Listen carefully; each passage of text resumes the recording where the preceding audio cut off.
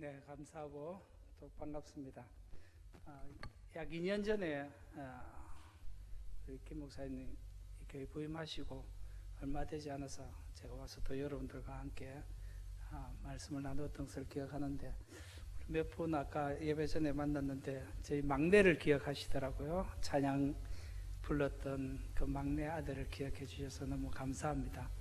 그래서 이번에 저희 세 형제가 다 만났어요. 큰애가 유학하다가 들어왔고, 그래서 한국에 들어오자마자 입대하기 전에 이제 큰애가 찬양 반주를 하고, 둘째가 바이올린 반주를 하고, 셋째가 또 역시 찬양을 불렀습니다.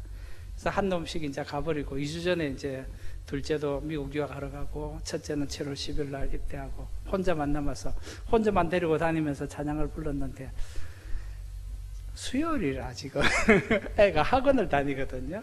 그래서 학원을 못 빼먹고 왔습니다. 그래서 오늘 여러분들 앞에 찬양으로 섬기지 못해서 죄송하고, 또 기억해 주신 분들께 감사하고, 다음에 한번 또 시간이 여유가 있을 때, 제가 요번에 짧게 왔거든요. 그래서 사실 여기 올 수 없는 형편인데 목사님께서 또 말씀하시니까 수요일이라도 와서 하겠다고 해서 이렇게 뵙게 됐습니다. 정말 짧게 오다 보니까 여유가 없어서 그렇게 됐습니다. 다음에 한번 여러분들 앞에서 제 아이들도 있을 때에 또 찬양하고, 저를 기억하시는 분은 별로 없어도 아이들 찬양하는 거는 다 기억하시더라고요. 감사하게 생각합니다. 오늘 또 마침 앞에 화면이 안 된다 그래서 이것도 은혜로다. 하나님께서 또 말씀으로 깊이 있게 묵상하고, 또 하나님께서 인도하실 역사하시고 싶은 내용이 또 따로 있겠구나 하는 생각이 듭니다. 이건 뭐 저희들이 일부러 한 것도 아니고, 사실은 PPT로 설명을 하자면 1시간 내에 설명을 들어도 부족합니다. 지난 2월 6일 날 터키에 대지진이 났죠. 동일한 지진이 아니고 다른 지진이 두 번이 연거푸 이렇게 나면서 대한민국 면적에 해당하는 지역이 초토화가 됐습니다. 특별히 성경에 나오는 수리아 안디옥 지역은 도시 자체가 없어져 버렸습니다. 밤에 가서 보니까요, 불 켜진 거는 가로등 말고는 건물에 불 켜진 데가 하나도 없어요. 사람이 하나도 없다는 거죠. 도시가 공동화되어 버렸습니다. 왜냐니까 살 수 있는 집이 하나도 없으니까 사람들이 다, 살아있는 사람들은 다 흩어져 버렸고, 그래서 도시 자체가 완전히 없어졌습니다. 지금 아직까지 넉 달째인데 아직까지 치우고 있습니다. 건물 저거 몇 년 치우는 데만 몇 년이 걸릴 것 같아요. 도시 하나가 없어져 버렸으니까요. 근데 하나만 없어진 게 아니고 그 외에 10개 도시, 전체적으로 11개, 우리로 말하면 11개 도가 지진을 만났거든요. 그래서 대한민국 면적에 해당하는 지역에 지진을 만나다 보니까 사람들이 거할 집이 없으니까 친인척 집이나 또 주변의 시골에 농촌이라도 살 수 있는 사람들은 그쪽으로 들어가고, 그렇지 않은 사람들은 먼 도시로 다 이렇게 떠나게 되었습니다. 그래서 그쪽 지역에 많은 인구가 사라져버려 약 1,000만의 이재민이 생겼습니다. 어마어마하죠. 그래서 지금 굉장히 혼란스럽고, 대도시들은 굉장히 지금 집이 없어서 복잡한, 갑자기 이재민들이 몰려드니까요. 그런 상황입니다.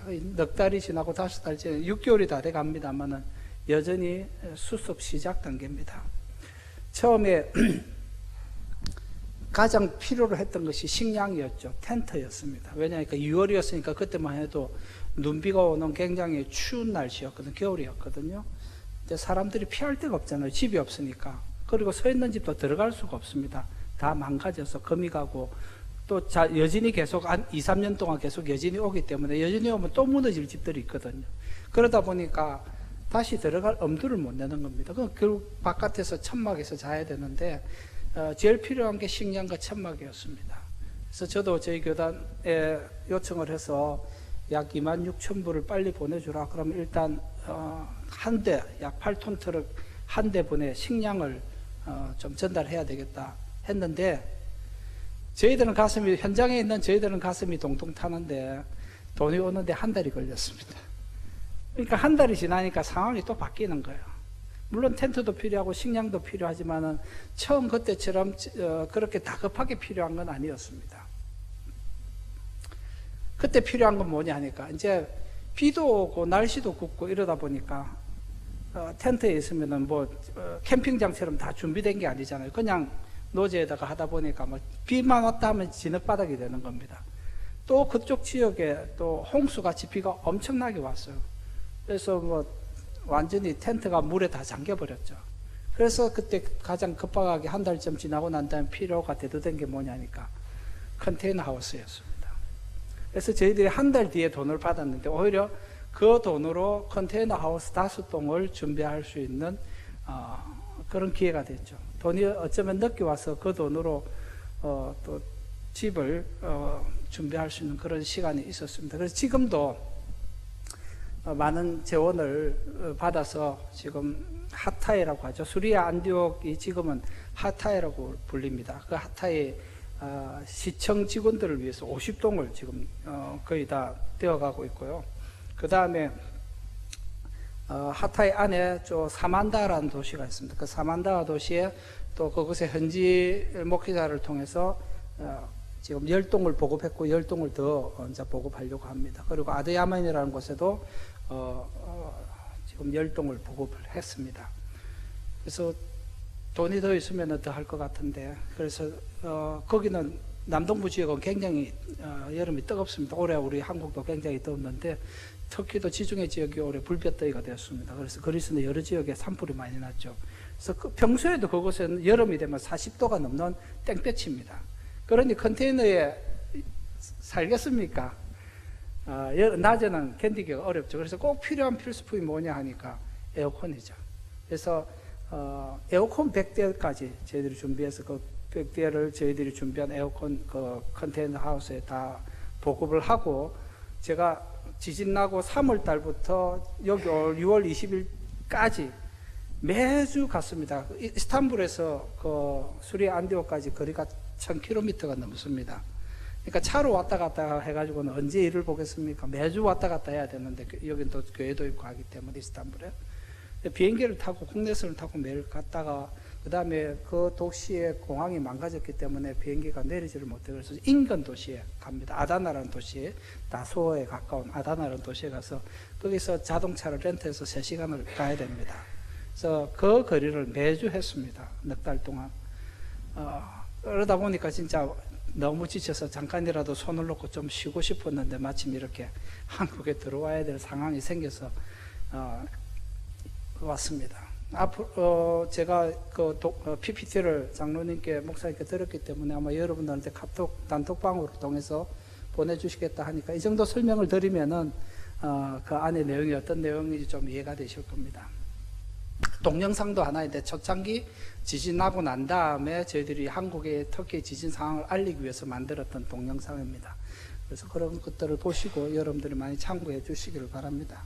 여전히 지금 아직까지 복구가 된 게 아니고 복구 시작도 못했습니다. 너무 광범위하게 많은 집들이 무너졌고 많은 사람들이 다쳤는데 통계가 5만 1000명까지 사망자 통계 내고 그 다음부터는 안 됐습니다. 그 말은 5만 1000명이 끝이 아니고 아드야만에 있는 한 검사가 이런 얘기를 했습니다. 내가 그동안 공식적으로 확인한 사망자 숫자만 6만 명이 넘는다 그랬습니다. 아드야만이라는 도시에서만. 그리고 11개 도시니까 대충 어림짐작해도 수십만 명이 되죠.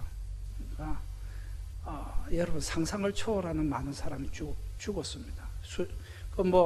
그냥 사람들끼리 하는 얘기가 적게 잡아서 20만 명입니다. 공식 통계가 5만 1000명이니까. 공식 통계도 끝난 게 아닙니다. 안 내는 거예요. 그 뒤로는 안 나옵니다. 너무 숫자가 많으니까. 그런 상황에 있습니다. 그래서 이스탄불하고는 거리가 멀어서 저희들이 그것을 지속적으로 관리하기가 쉽지는 않지만 저희들이 기도하는 게 그겁니다. 하나님께서 이 땅을 흔드셨잖아요. 이 방법 아니고는 그곳에 있는 사람들을 구원할 방법이 없기 때문에. 지난번에 수리아 난민이 생겨서 터키에 작년 연말에 공식적으로 터키에 남아있는 시리아 난민이 350만 명이었습니다. 이미 많은 사람을 돌려보냈음에도 불구하고 여전히 작년 연말에 남아있는 통계가 350만 명이었다고요.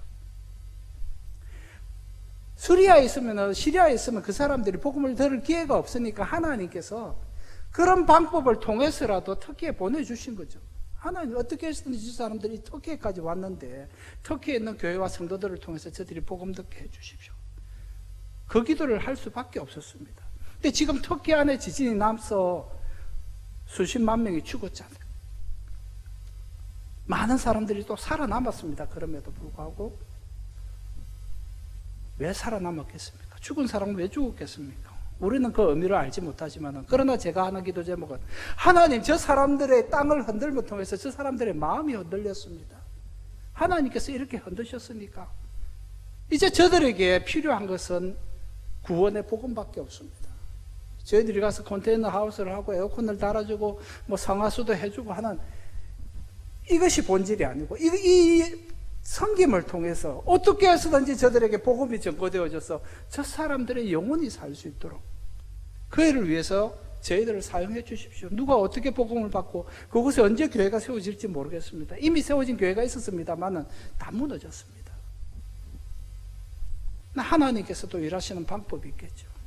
우리는 그것을 기대하면서 정말 살이 빠지는 그 많은 수고와 땀을 통해서 소원하기는, 하나님께서 이곳에 다시 복음을 들려주셔서 구원의 복음이 전해지고 교회가 세워지기를 기대할 뿐입니다. 이제는 매스컴에 관심도 많이 없잖아요. 한 달 정도, 그죠? 관심 가지고 많이 조명하다가 이제 한국은 더 이상 관심이 없습니다. 그러나 터키는 이제 시작입니다. 아직 복구도 못했는지, 아직 쓰레기도 못 치웠습니다. 건물더미도 못 치웠습니다. 이제 시작입니다. 우리가 해야 될, 현장에서는 우리가 해야 될 일이 이제 시작이에요. 그래서 여러분들이 기억나실 때마다 기도해 주시는 것이 필요합니다. 나중에 결론에 가서요, 다시 이 부분에 대한 말씀을 드리겠습니다. 오늘 PPT가 없으니까 하나님께서 더 말씀에 집중하라는 것으로 이해하고 조금 말씀으로 들어가 보도록 하겠습니다. 우리가 세상을 살다 보면은 포기하고 싶을 때가 있잖아요. 정말 그만하고 싶다. 이만큼 했으면 됐다. 그죠? 그런데 포기하는 것은 언제라도 가능합니다. 언제라도 포기할 수 있습니다. 그러나 포기하지 않고 끝까지 인내해야만 얻을 수 있는 열매가 있습니다. 그래서 주님께서는 끝까지 견디는 자가 구원을 얻겠다라고 그렇게 말씀하셨습니다. 우리가 함께 읽은 이 요나서는 영혼 구원뿐만 아니라 인생을 쉽게 포기해버리는 요나와 사람을 결코 포기하지 않고 그들을 구원하기 위해서 끝까지 애쓰시는 하나님의 마음이 잘 대비되어서 설명하고 있는 것이 바로 이 성경이에요. 여러분이 세상을 향한 하나님의 마음을 이해하신다면 여러분도 끝까지 인내하면서 포기하지 않는 그 은혜를 누릴 수 있을 것이라고 생각합니다. 오늘 우리는 요나의 생애에 나타나고 말씀하셨던 하나님의 마음을 깨달음으로써, 깨닫게 됨으로써 하나님께서 주신 은혜가 여러분들에게도 충만하기를 축복합니다. 요나서는요, 북이스라엘이 가장 전성기의 절정을 이루던 여로보암 2세를 배경으로 하고 있습니다. 그런데 이 북이스라엘도 그 여로보암이 죽고 난 다음에 한 30년 동안 정쟁이 꺼지지 않습니다. 왕조가 계속 바뀌는 사변을 겪게 됩니다. 30년. 근데 그 30년 지나고 나면은요, 아수르에서 북이스라엘은 722년에 결국 멸망하고 없어지고 맙니다. 이 선지자 요나에 대한 기록은 요나서 외에도 열왕기하 14장 25절 이하에 기록되어 있습니다. 이스라엘의 하나님 여호와께서 그의 종 가드헤벨 아미떼의 아들 선지자 요나를 통하여 하신 말씀과 같이 여로보암이 이스라엘 영토를 회복하되 하맛 어귀에서부터 아라바 바다까지 하였으니 라고 기록하고 있습니다. 하나님은 여로보암이 당대에 능력 있는 왕으로 쓰임을 받고 또 주변을 평정하게 될 것을 요나 선지자를 통해서 이미 말씀하셨습니다. 요나라는 선지자는 요나에만 등장하는 선지자가 아니라는 것이죠. 바로 이 여로보암의 영광이 있게 될, 여로보암 시대의 영광이 있게 될 것, 북이스라엘이 번성하게 될 것을 바로 이 요나 선지자를 통해서 메시지를 주셨다는 겁니다. 그래서 이 요나 선지자는 그 말씀을 받고 도망갔다는 얘기가 없습니다. 여로보암 시대 때의 그 번영을 위해서는 요나가 열심히 말씀을 전했습니다. 하지만 요나서에서 요나가 받았던 하나님의 메시지는 열왕기하에 임했던 하나님의 말씀과는 결이 완전히 다른 내용이죠. 자, 열왕기 하에 주어진 하나님의 메시지는 이스라엘 민족과 나라를 위한 메시지였습니다. 요나는 자국의 번영을 위한 메시지를 전하는 일에는 당연히 온 정성을 다해서 아마 열정적으로 전파했습니다. 그러나 요나서에 주어진 메시지는 이방나라, 더구나 북이스라엘을 위태롭게 할 아수르를 위하여 주어진 메시지였던 것이죠. 즉 북이스라엘의 원수가 되고 북이스라엘을 멸망시킬 아수르를 구원하기 위한 메시지를 받았다는 것입니다. 이 메시지는 조국과 민족을 사랑했던 요나에게 결코 반가운 메시지가 아니었습니다. 그러니 요나는 이 메시지가 결코 반갑지 않았던 것이죠. 이전에 하나님께서 자신에게 메시지를 주셔서 사마리아가 번성하게 되고 북이스라엘이 번영하게 될 그 메시지를 전파했는데, 그런데 지금은 그 번성하고 있는 북이스라엘을 멸망시킬 아수르를 위해서 복음을 전하라는 이 하나님의 말씀에 요나는 원하지 않았던 것이죠. 하나님은 북이스라엘을 위해서 요나 선지자를 사용하셨고, 이제는 아수르를 위해서도 요나 선지자를 사용하기를 원했습니다. 하지만 요나는 이런 하나님의 뜻에 강력하게 반발하고 거절했습니다. 이스라엘의 성공을 위해서는 선지자로서 기꺼이 수고했지만 아수르를 위해서는 눈꼽만큼도 그들을 도와주고 싶은 마음이 없었습니다.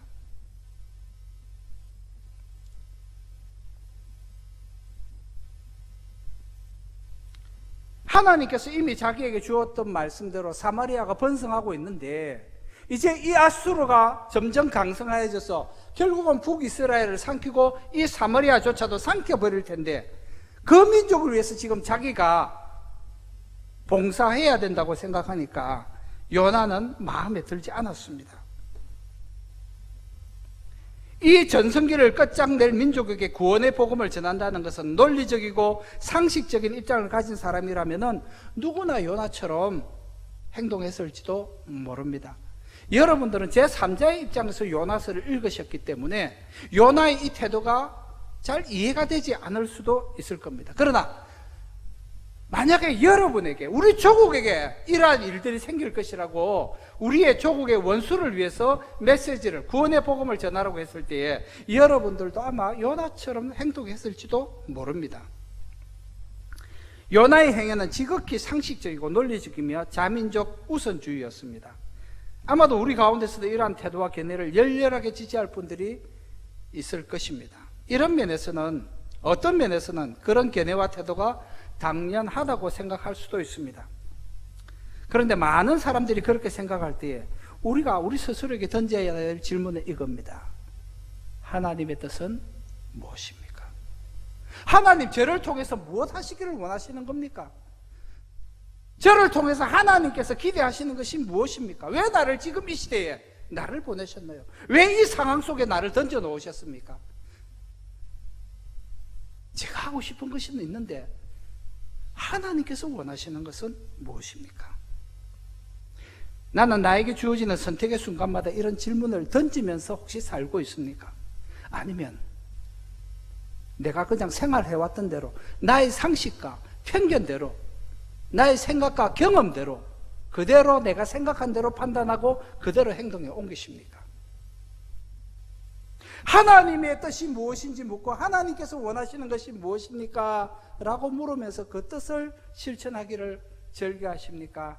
아니면 내가 하고 싶은 것을 하고 사십니까? 요나에게 보여주신 하나님의 뜻은 너무나도 분명했습니다. 요나서 1장 2절에 보면 하나님께서 요나에게 이렇게 말씀하셨어요. 너는 일어나 저 큰 성읍 니느웨에 가서 그것을 향하여 외치라. 요나는 하나님의 뜻을 결코 오해하지 않았습니다. 하나님의 뜻이 무엇인지 오히려 아주 정확하고 이해했기 때문에 그는 다른 방향으로 갔던 것입니다. 그렇다면 하나님의 뜻을 전달해야 하는 선지자 요나는 왜 하나님의 뜻과는 정반대 방향인 다시스로 갔을까요? 다시스는 지금의 스페인입니다. 이스라엘에서 놓고 보면 니느웨는 북동쪽에 있습니다. 다시스는 북서쪽이에요. 이스라엘은 지중해 연안이지만 동쪽에 있습니다. 다시스 스페인은 지중해 서쪽 끝에 있죠. 그러니까 지중해 건너가는데 비행기 타고 가도 4시간에서 4시간 반이 걸립니다. 상당히 먼 거리죠. 그 정반대 방향으로 요나는 길을 떠났던 것입니다. 왜 하나님의 뜻과는 반대 방향인 다시스로 요나는 도망을 갔을까요? 그 대답을 오늘 읽었던 4장 1절과 2절에 보면은 요나 스스로가 대답하고 있습니다. 요나가 매우 싫어하고 성내며 여호와께 기도하여 이르되 여호와여 내가 고국에 있을 때 이러하겠다고 말씀하지 아니하였나이까? 그러므로 내가 빨리 다시스로 도망하였사오니 주께서는 은혜로우시며 자비로우시며 노하기를 더디하시며 인애가 크시사 슬슬 돌이켜 재앙을 내리지 아니하시는 하나님이신 줄을 내가 알았기 때문에 저 원수들이 우리의 원수들이 용서받는 것을 내가 원하지 않았기 때문에 내가 알아서 도망간 겁니다. 자신의 뜻과 하나님의 뜻이 정확하게 달랐기 때문에, 아니 대치됐기 때문에 요나는 하나님의 뜻을 이루기 위해서 자신의 뜻을 굽히기보다는 자신의 상식적이고 논리적인 판단에 따라서 행동했다는 것이죠. 자기가 옳다고 생각하는 대로 그 소신대로 행동에 옮겼던 것입니다.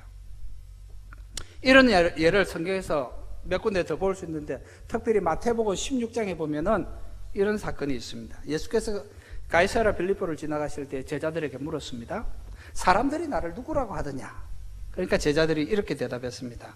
더러는 세례요한, 더러는 엘리야, 어떤 이는 예레미야나 선지자 중에 하나라 합디다 하니까 예수님께서 다시 물으셨죠. 그렇다면 너희는 나를 누구라고 하느냐?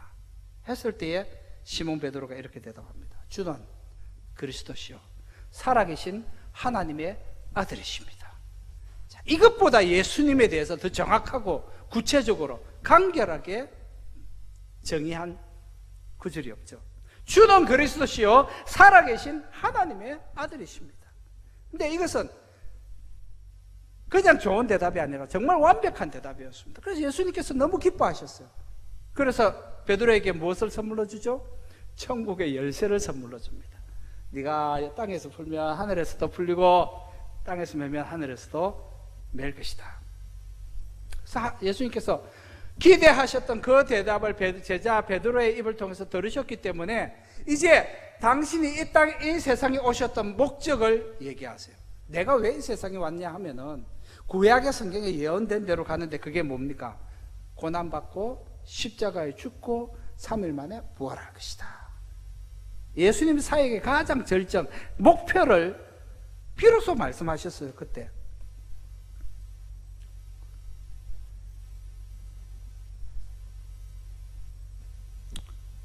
베드로가 뭐라고 얘기합니까?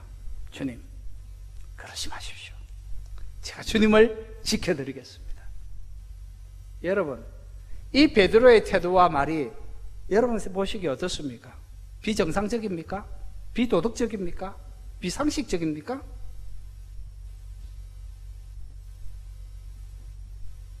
그냥 상식적으로 한번 보십시오. 베드로의 태도와 처신이 잘못됐습니까? 서성을 지켜주겠다고, 스승님께 그런 안 좋은 일이 일어나지 않도록 제가 보호해드리겠습니다. 제가 개인적으로 볼 때는요, 상식적으로 볼 때 베드로는 칭찬을 받아 마땅합니다. 요즘 이런 제자가 없어서 문제지, 그렇지 않습니까? 스승을 지켜주려고 하는 제자가 없어서 문제지, 베드로처럼 전심을 당해서 자기 스승을 지켜주겠다는, 그렇게 정말 감동받을 만한 태도와 말을 했는데 예수님의 반응은 전당판이었죠. 사탄아 물러가라. 왜 그렇습니까? 너는 하나님의 일을 생각하지 않고 사람의 일을 생각하는 게 문제야 그랬습니다. 그게 무슨 말일까요?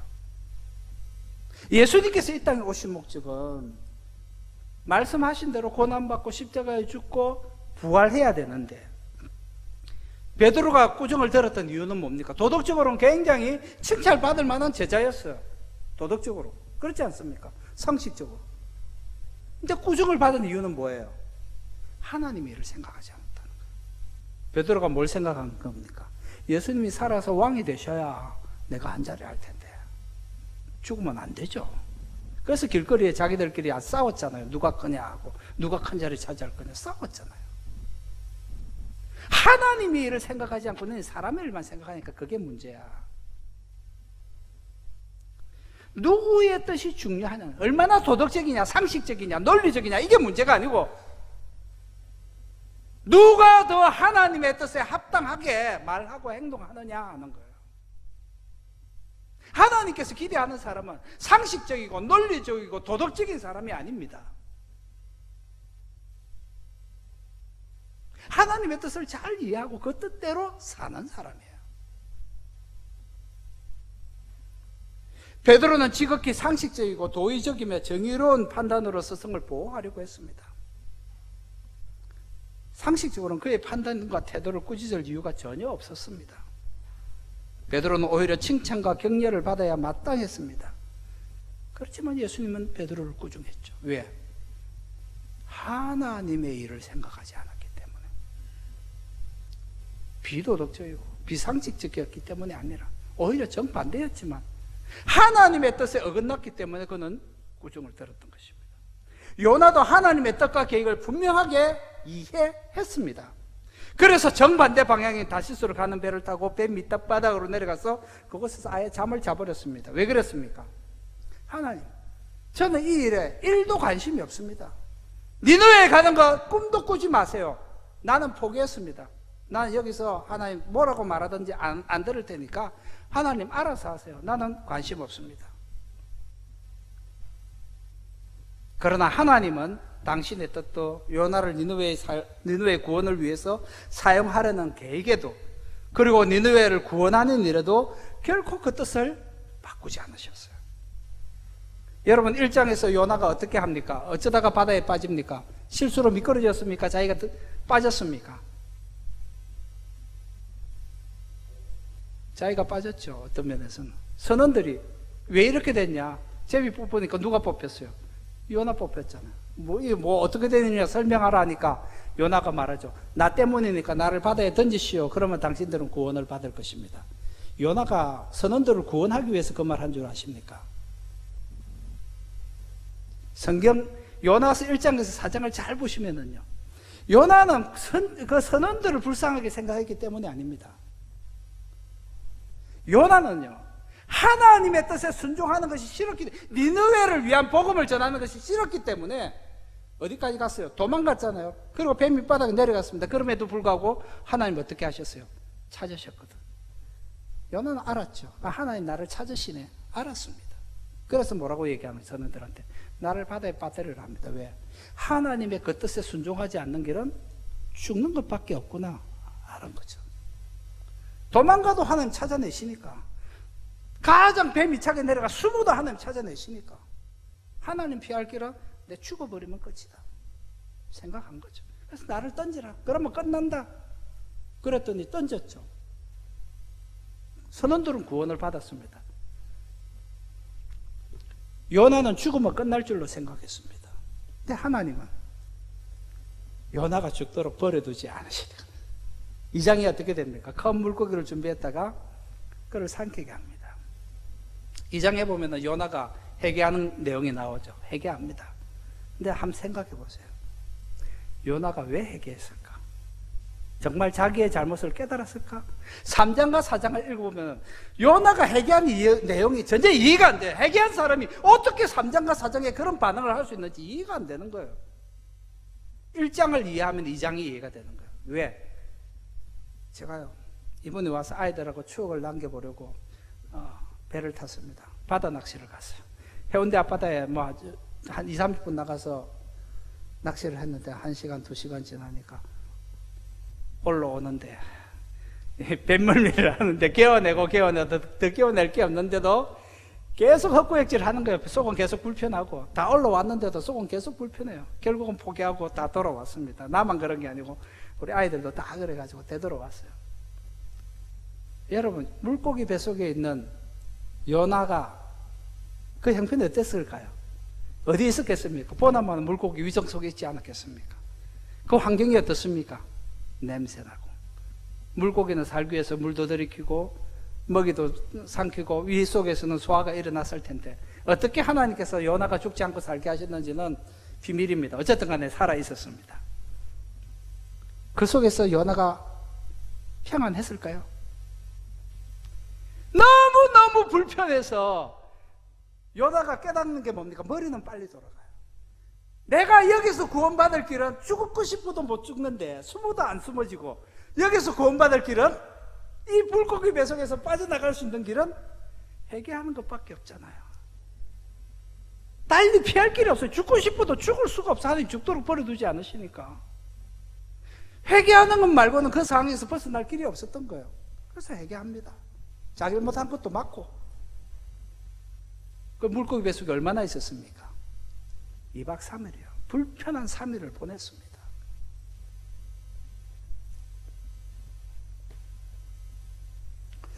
삼장에 가보면은 다시 자신의 사역지가 된 니느웨로 3일길을 가서 그는 마지 못해서 하나님의 말씀을 선포합니다. 이렇습니다. 요나가 그 성읍에 들어가서 하루 동안 다니며 외쳐 이르되 40일이 지나면 니느웨가 무너지리라. 끝. 여러분, 이게 설교입니까? 40일이 지나면 니느웨가 무너진다. 끝. 내가 회개하고 구원받아라가 없어요. 사실은 그게 더 중요하잖아요. 근데 40일이 지나면 무너진다. 끝. 왜? 요나가 기대하는 것이 그것이니까. 딱 그 뒤에 구원받겠다는 그 말씀을 요나는 전하기 싫었던 거예요. 어쩔 수 없이 하나님께서 가라 하니까 딱 거기까지만 하는 거예요. 딱 거기까지. 그가 어떤 마음과 태도로 설교를 했습니까? 아무런 감동도 열정도 없는 설교였어요. 그렇지만 니느웨 사람들의 반응은 바로 즉각적으로 나타났습니다. 모든 백성이 다 회개했고 왕도 회개하고 금식을 선포했습니다. 한 나라의 민족적인 대부흥 운동이 일어났던 것이죠. 그날 단 하루의 말씀 선포로 12만 명이 동시에 회개하는 역사적인 대부흥 운동이 아수르에서 일어났습니다. 12만 명은 그 당시에 이 니느웨 성의 전 인구였습니다. 바로 그 현장의 메신지가 요나였습니다. 그런데 정작 요나는 이 대부흥을 전혀 사모하지도 않았고 오히려 이런 대부흥이 일어나기를 바라지도 않았습니다. 오히려 그런 일이 일어나지 않기를 기대했습니다. 그는 오히려 회개하지 않으면 임하게 될 그 재앙이 니느웨에 임하게 되기를 사모하면서 기다렸던 것이죠. 4장 5절에 보면 이렇게 얘기합니다. 요나가 성읍에 나가서 그 성읍 동쪽에 앉아 거기서 자기를 위하여 초막을 짓고 그 성읍에 무슨 일이 일어나는가를 보려고 그 그늘 아래에 앉았더라. 뭡니까? 40일이 지나면 이 니느웨 성 무너진다고 했는데 하나님 무너뜨리시나 안 무너뜨리시나 봅시다 하는 거죠. 여전히 속은 뒤틀려 있는 거예요. 원하지 않는다는 겁니다. 요나는 하나님 시키니까 어쩔 수 없이 여기까지 왔지만은 요나는 여전히 하나님의 뜻에 이해도 되지 않고 동의가 안 되는 겁니다. 제가 1998년에 터키에 처음 갔을 때 3가지 기도 제목을 가지게 되었습니다. 첫째는 하나님 터키 땅에 대부흥을 주십시오. 왜? 지금 터키 인구가 8,600만 명입니다. 근데 개신교 인구가 얼마인지 아십니까? 개신교 성도 8,600만 명 가운데 7,200명입니다. 뭐 하나 더 있어야 될 것 같죠. 7,200만 하나 더 있어야 될 것 같은데 그게 아니고 그냥 7,200명이에요. 그냥 8,600만 인구에 7,200명 성도입니다. 이게 사람의 일로 8,600만을 언제 전도해서 교회 세우고 언제 다 하겠습니까? 아무리 계산해도 내 인생의 이 일이 내가 이 일을 할 수 있을까? 우리가 이 세대에 이 일을 할 수 있을까? 터키에 부흥이 올 수 있도록 전 지역에 복음이 전거될 수 있도록 우리가 할 수 있을까? 목표는 세울 수 있죠. 몇 년도까지 몇 명이 믿고 슬로건 정하는 건 뭐 어렵습니까? 근데 현실적으로 그런 기대가 안 되는 거예요. 7,200명을 가지고 8,600만 명을 그것도 이 모슬렘들 상대로 어떻게 할 것인가? 지금도 여전히 교회 숫자는 가정 모임까지 합해서 120개 정도밖에 없습니다. 도는 81개 돕니다. 우리나라 대한민국의 면적의 7.5배예요. 약 8배 정도 되죠. 이 넓은 땅에 예수 믿는 사람 한 명도 없는 도시가 절반 이상이에요. 절반 이상도 더 되겠죠. 교회가 많고 성도가 많은 데는 이스탄불, 앙카라, 이즈밀, 그리고 남동부의 몇 개 도시 빼고 나면은 다른 지역은 거의 없습니다. 그러니 하나님의 대부흥 역사, 성령의 역사가 아니고서는 터키에 뭐 교회가 세워지고 복음이 전거되는 것이 어느 세월에 될는지 알 수가 없는 거예요. 그래서 하나님 성령의 역사를 허락해 주십시오. 대부흥 운동이 이 땅에 일어나지 않는 이상 언제 이것을 이 터키가 부흥이 되겠습니까? 두 번째, 이 땅의 영적 부흥을 위해서 저를 설교자로 사용해 주십시오. 아직 언어도 안 될 때예요. 터키어도 못할 때인데 저를 설교자로 사용해 주십시오. 그래서 열심히 터키어 배웠습니다. 그래서 터키어로 설교합니다. 신학생들도 가르쳤습니다. 아니, 이 기도는 들어주신 것 같아요.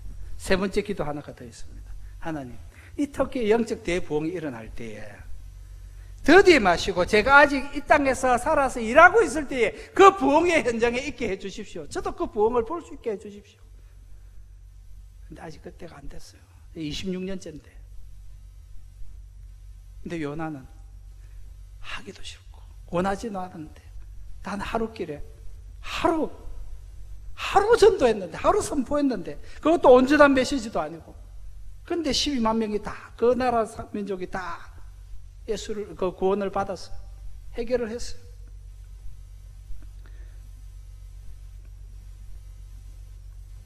하나님의 뜻은 오묘한 거죠. 이해가 안 됩니다. 그러니까 하나님께서 일하시면 되죠. 요나는 오히려 자신이 선포한 이 메시지를 듣고 회개한 백성들을 용서한 하나님에게, 강력한 대부흥을 허락하신 그 하나님에게 아주 강력하게 항의를 했습니다. 차라리 자신을 죽여주세요. 요나 굉장히 저돌적이고 적극적이고 말이 먼저 앞서는 그런 분인 것 같아요. 오늘 여러분들 그래서 4장 3절에 보면 여호와의 원하건대 이제 내 생명을 거두어 가소서, 사는 것보다 죽는 것이 내게 낫겠습니다. 8절에도 보면 스스로 죽기를 구하여 이르되 사는 것보다 죽는 것이 내게 낫습니다. 9절에도 하나님께서 이렇게 물으십니다. 네가 이 박는 쿨로 말미암아 성내는 것이 어찌 옳으냐 하시니 그가 대답하되 내가 성내어 죽기까지 할지라도 옳습니다. 내가 맞습니다.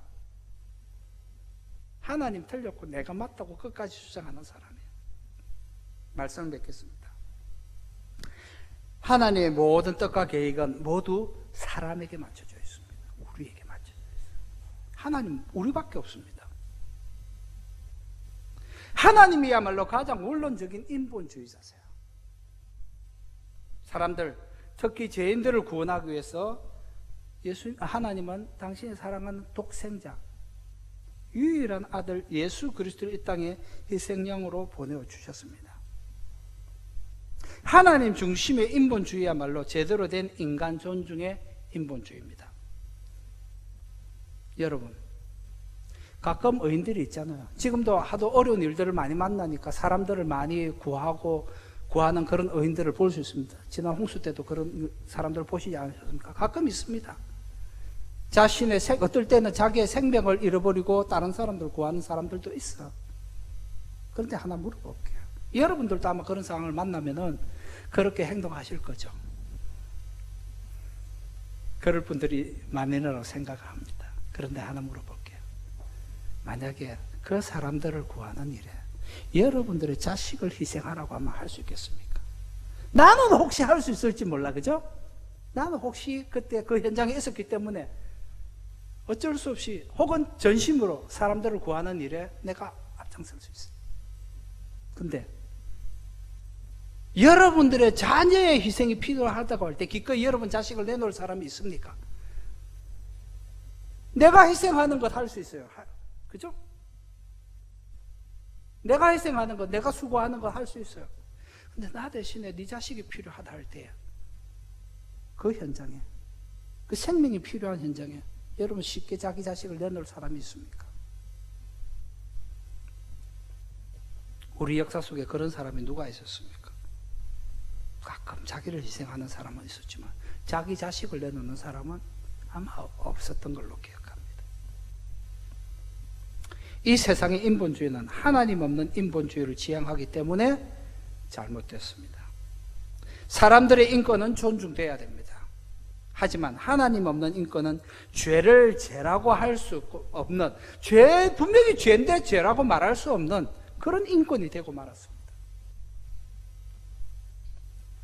우리나라의 신앙적인 애국주의자들은, 우리 성도들 말이죠, 신앙의 선배들은 하나님 안에서 조국을 사랑했습니다.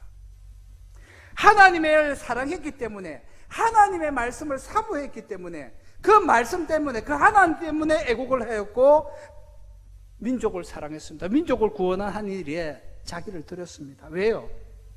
하나님께서 원하셨기 때문에, 말씀이 그것을 요구했기 때문에 그렇게 한 것이지, 하나님 없는 애국을 한 적이 없다는 겁니다. 하나님 때문에 했다는 거예요. 하나님의 말씀을 지키기 위해서 나라를 섬겼고 민족을 구했다는 것이죠. 하나님의 이 세상 구원 계획은 절대 포기되지 않고 취소되지도 않고 생략되지도 않고 그리고 없어지지도 않습니다. 요나가 도망을 가도 이 하나님의 뜻은 결코 바뀌지 않았습니다. 이 하나님의 계획은 누구의 상식이나 논리나 그리고 정치적인 논리에 영향을 받지 않습니다. 하나님의 뜻은 반드시 이루어집니다. 하나님은 여러분도 바로 이 계획 속에 포함시켰기 때문에 여러분들을 부르셨고 바로 오늘 이 자리에 앉아 계신 거예요. 믿으십니까? 여러분 각 사람을 향한 하나님의 뜻과 계획이 있는 줄로 믿으십니까? 믿으시는 줄 압니다. 예수님께서 성천하시기 전에 이런 말씀을 하셨어요. 하늘과 땅의 모든 권세를 내게 주셨으니 그러므로 너희는 가서 모든 민족을 제자로 삼아 아버지와 아들과 성령의 이름으로 세례를 베풀고 내가 너에게 분부한 모든 것을 가르쳐 지키게 하라. 볼지어다 내가 세상 끝날까지 너희와 항상 함께 있으리라. 바로 하늘과 땅의 모든 권세를 받으신 분들이 여기 지금 앉아 계신 거예요. 울진제일교회 성도 여러분, 여러분들이 하나님, 예수님께서 제자들에게 주신 하늘과 땅의 모든 것을, 예수님께서 받으셨던 그 하늘과 땅의 모든 것을 여러분들에게 주셨다는 거예요. 이 사실을 믿으십니까? 여러분들에게 이 권세와 권능이 있다는 사실을 믿으십니까? 그래서 여러분들은 귀한 존재예요. 하나님께서 여러분 한 사람 한 사람을 창조하셨고 계획하셨고 때가 되면 이 세상에 대한민국에 보내어 주셨고, 그리고 예수님께 주셨던 하늘과 땅의 모든 권세를 여러분에게 주셨다는 거예요. 왜? 그러므로 너희는 가서 가르쳐 지키게 하라. 이것을 위해서. 그래서 여러분들이 지금 울진에 죽변에 계시는 겁니다. 그러므로 자기 자신을 비하하는 것은 자기를 비하하는 것이 아니고 하나님께서 주신 그 능력과 권세를 비하하는 거예요. 하나님을 비하하는 것입니다. 겸손한 게 아니고 비하하는 것은 잘못된 것이라는 거죠. 하나님께서 요나에게 알게 하고자 했던 것이 하나 있습니다. 여러분도 지금 이 시간에 포기할 줄 모르는 하나님의 뜻이 무엇인지를 깨닫기를 축복합니다. 마지막 두 절 이렇게 얘기합니다. 여호와께서 이르시되 네가 수고도 아니하였고 재배도 아니하였고 하룻밤에 났다가 하룻밤에 말라버린 이 박넝쿨을 아꼈거든. 하물며 이 큰 성읍 니느웨에는 좌우를 분별하지 못하는 자가 12만여 명이요 가축도 많이 있나니. 하나님은 사람만 보는 게 아니라 가축도 많이 있다라고 하시는 거예요. 내가 어찌 아끼지 않겠느냐. 니느웨의 12만 명을 아끼신 하나님께서 대한민국의 5천만을 아끼지 않겠습니까? 여러분, 제가 죽변에 오게 돼서 관심이 있어서 보니까 죽변의 인구가 7,000명이더라고요. 하나님께서 7,000명을 아끼지 않겠습니까? 하나님께서 아브라함과 대화하실 때에 그 소돔성에 의인 몇 사람? 50명에서 시작해서 몇 명까지 내려옵니까? 10명. 소돔성을 구원하기 위해서 어인 10명이 필요했습니다. 하나님 눈에.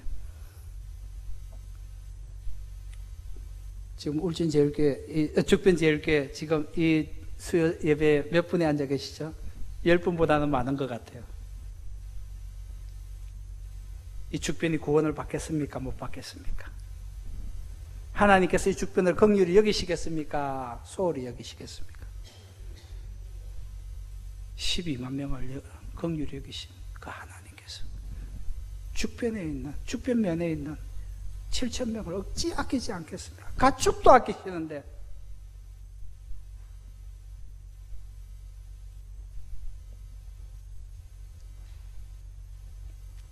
다시 처음 얘기로 돌아가겠습니다. 터키에 8,600만 명이 있습니다. 예수 믿는 사람 7,200명입니다. 선교사 몇백 명, 몇천 명이 몇 년을 수고해야 그곳에 복음화가 일어나겠습니까? 이 일은 함께 해야 되는 겁니다. 우리 선교사만 거기에 있게 버려두지 마십시오. 우리밖에 없네라는 심정이 되지 않도록 여러분 함께 기도해 주십시오. 7천 명을 아끼신 하나님께서 어떻게 8,600만 명을 소홀히 여기시겠습니까? 이게 하나님의 마음이에요. 사람을 향한 하나님의 마음입니다. 우리를 향한 하나님의 마음입니다. 이 은혜가 여러분들의 있기를 축복합니다.